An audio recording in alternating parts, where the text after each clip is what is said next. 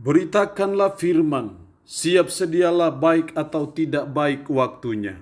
Shalom, puji Tuhan, berkat kemurahan Tuhan saja boleh menghantar kita ada lagi pada perenungan firman Allah di hari ini. Nats firman Allah yang akan kita renungkan bersama di hari ini, saya ambil dari Injil Matius pasal 5, secara khusus ayatnya yang ke-7. Firman-Nya berkata demikian, berbahagialah orang yang murah hatinya, karena mereka akan beroleh kemurahan. Demikian kebenaran firman-Nya di hari ini yang secara khusus mengajar kita, menasihati kita, berbahagialah orang yang murah hatinya. Siapa yang berbahagia menurut ayat ini? Yaitu orang yang murah hatinya. Kalau demikian, betapa pentingnya sebagai umat, sebagai orang beriman untuk kita belajar dan mengusahakan supaya kita masuk kategori, masuk dalam bilangan orang yang murah hatinya, karena kita akan disebut sebagai orang yang berbahagia. Lalu apa yang dimaksud dengan murah hatinya? Murah hati artinya bahwa dia selalu ada kerinduan untuk menolong orang, selalu ada kerinduan untuk empati, untuk simpatik dengan orang, selalu ada kerinduan untuk menolong sesamanya. Itulah orang yang dimaksud dengan orang yang murah hati.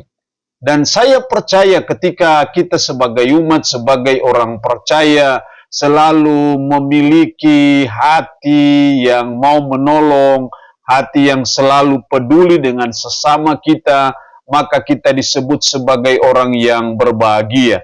Kenapa kita berbahagia? Karena mereka akan beroleh kemurahan. Jadi kalau kita bermurah hati, maka kita juga akan beroleh kemurahan. Jadi tidak salah dalam hidup ini sebagai umat, sebagai orang percaya, untuk kita terus mengusahakan dalam hidup ini, supaya kita menjadi orang yang murah hati, sehingga kita juga akan senantiasa beroleh kemurahan.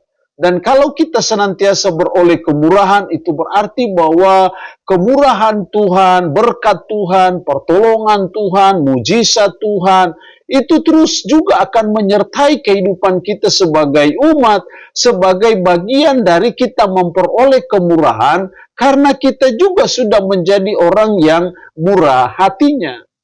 Jadi tidak salah dalam hidup ini sebagai umat, sebagai orang percaya, untuk kita terus berusaha untuk bermurah hati bagi sesama kita.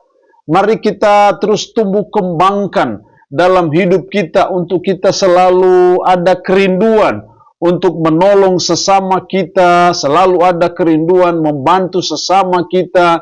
Dan saya percaya ketika kita selalu ada kerinduan itu dan kita melaksanakannya, mewujudkannya dalam hidup kita sehari-hari, maka saya percaya kita akan beroleh kemurahan, kita juga akan disebut sebagai orang yang berbahagia.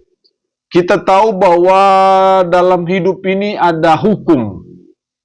Ada yang menyebutnya sebagai hukum tabur tuai.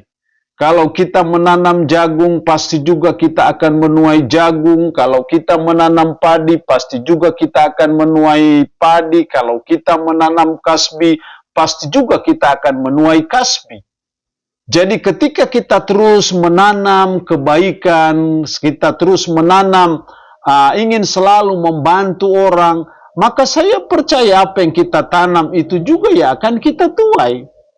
Jadi tidak percuma dan tidak sia-sia ketika dalam hidup ini kita selalu ada kerinduan untuk selalu membantu sesama kita, selalu bermurah hati bagi sesama kita dalam bentuk apapun, sekecil apapun. Kita terus belajar untuk menerapkannya dalam hidup kita sehari-hari, karena kita akan disebut sebagai orang yang berbahagia. Ada juga hukum yang namanya hukum sebab akibat. Kenapa ada akibat? Pasti ada sebab.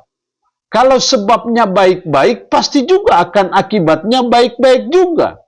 Jadi kalau sebabnya kita terus bermurah hati bagi sesama, maka kita juga akan berakibat seperti itu. Kalau sebabnya kita selalu mau menolong orang, maka akibatnya juga kita akan sering ditolong oleh orang. Kalau akibatnya, sebabnya dalam hidup ini kita terus berbuat kebaikan, maka akibatnya juga kita akan menerima kebaikan itu. Jadi hidup ini sangat simpel dan sangat sederhana sesungguhnya. Mari kita terus belajar untuk menumbuh kembangkan kemurahan hati. Untuk kita terus menumbuh kembangkan senang membantu orang dan menolong orang. Karena apa yang kita tabur itu yang akan kita tuai. Karena ada hukum sebab akibat. Kalau ada akibat pasti ada sebab. Dan itu yang terus kita pegang dalam menjalani kehidupan ini, maka saya percaya kita akan disebut sebagai orang yang berbahagia, karena kita juga akan terus mengalami apa yang namanya kemurahan itu.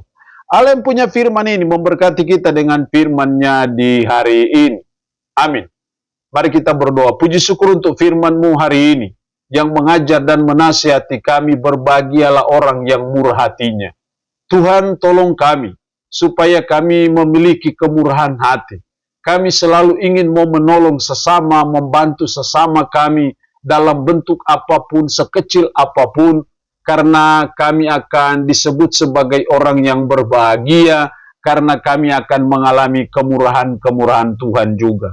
Roh-Mu yang kudus tanamkan dan meteraikan firman ini dalam hati dan pikiran kami, dan sanggupkanlah kami untuk bisa memperlakukan firman ini dalam hidup kami sehari-hari. Berkat Tuhan bagi umat-Mu yang mendengarkan renungan harian di hari ini.